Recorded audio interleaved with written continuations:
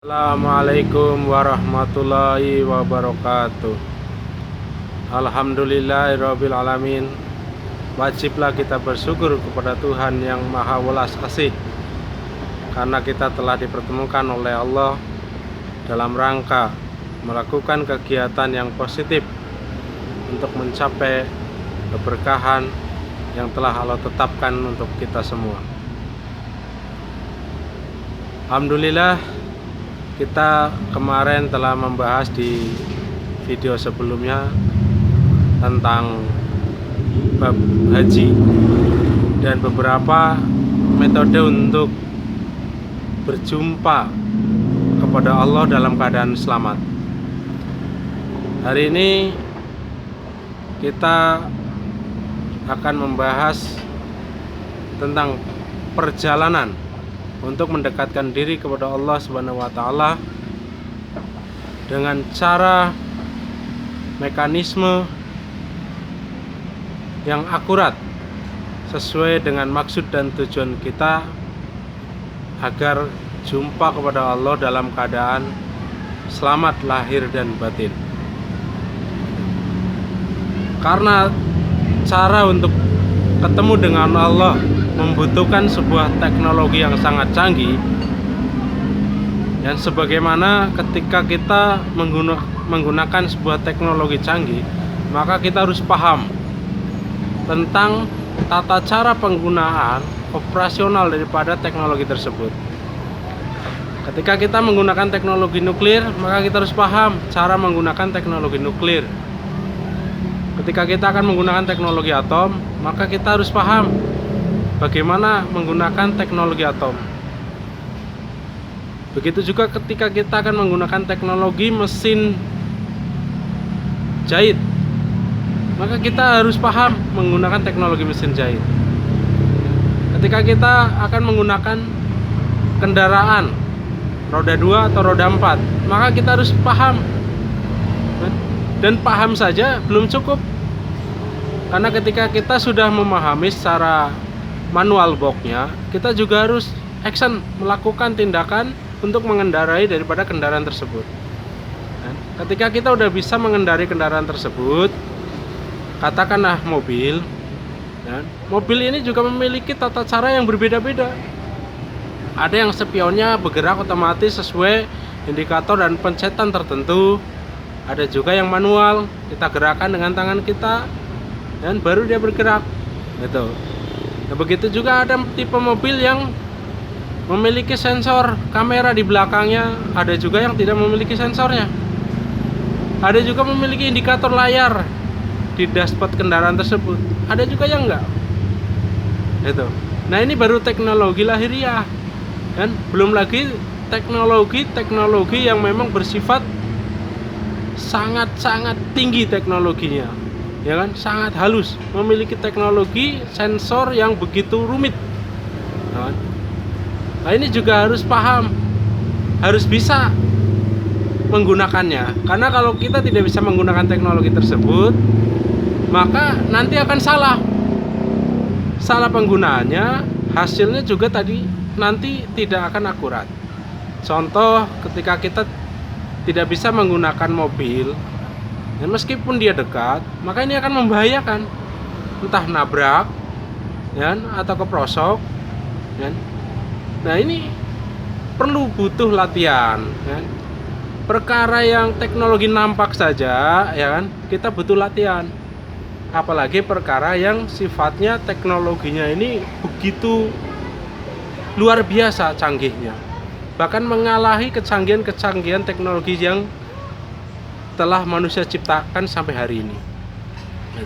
Akan tetapi Tuhan begitu adil terhadap manusia, sehingga manusia dilahirkan ke muka bumi ini sudah Tuhan tetapkan perangkat-perangkat teknologi yang menemani daripada manusia itu sendiri. Untuk apa? Untuk menavigasi, untuk mengarahkan supaya manusia ini kembali kepada Tuhannya dalam keadaan selamat. Tuhan ini tidak mau ketika manusia ini kembali kepada Tuhannya dalam keadaan tidak utuh. Ada yang terperosok ke jurang, ada yang nabrak berbenturan dengan sesuatu yang lain. Nah, ini Tuhan tidak mau gitu. maunya itu Tuhan selamat gitu kan. Manusia ini kembali kepada Tuhannya dalam keadaan selamat. Itu saking sayangnya Tuhan ya kan. Nah, teknologi apa itu yang Tuhan sertakan dalam diri tiap-tiap manusia yang telah Tuhan lahirkan ke dunia ini? Ya, salah satunya adalah teknologi yang disebut teknologi amarah. Itu. Ya kan? Amarah. Nah, teknologi amarah ini begitu halus. Ya, begitu dahsyat gitu. Ketika kita pandai dan mempelajari, menemukan dan mengendalikan daripada teknologi amarah ini, ya, maka berjayalah kita. Maka akan selaras antara kehidupan dunia dan akhirat. Maka kita lagi dan lagi kita selalu belajar supaya mengendalikan amarah kita. Kadangkala yang namanya amarah bukan hanya marah, ya kan? Amarah itu lebih kepada kesombongan, keangkuhan, iri, dengki, hasud, takabur, ya, dan lain-lain. Ya, ketika kita memiliki kendaraan, ya kan, yang merasa lebih mewah daripada yang lain, nah kita bangga. Nah ini juga amarah. Itu. Ketika kita merasa ekonominya lebih mapan daripada yang lain, ya, ini juga amarah. Gitu. Akan tetapi ketika kita memiliki segala sesuatunya ini, ya, dan kita sandarkan hanya kepada Tuhan yang Maha Esa, nah semata-mata menjadi kendaraan perjalanan untuk mendekatkan diri kepada Allah, maka bisa jadi ini adalah nilai ibadah. Tentu ini ada bukti-buktinya. Apa bukti-buktinya? Bukti-buktinya adalah salah satunya rela berkorban untuk orang lain, siap membantu kepada orang lain. Dan di bab lain diceritakan, tidaklah dikatakan manusia itu beriman apabila tidak menganjurkan memberi makan kepada orang lain. Hanya menganjurkan loh, belum praktek. Ya, artinya Tuhan sampai detail memberikan konsep kepada manusia supaya langkahnya ini akurat. Hanya menganjurkan itu, apalagi praktek, masya Allah, luar biasa ya kan.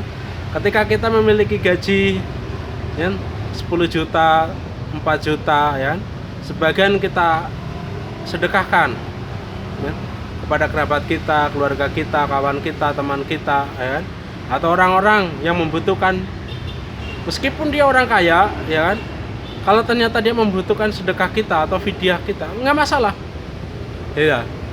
Bisa jadi itu adalah yang terbaik menurut Allah. Siapa tahu dengan sababiyah kita bersedekah kepada yang bersangkutan mau, ya kan, meluangkan diri dan hartanya untuk bersedekah kepada orang lain, ya, mau berempati kepada orang lain, kan? Nah ini lagi-lagi Tuhan kirimkan sinyal-sinyal supaya kita mau peduli kepada orang lain, kan? Jadi kita beribadah itu bukan karena ego, ya, bukan karena kemauan kita.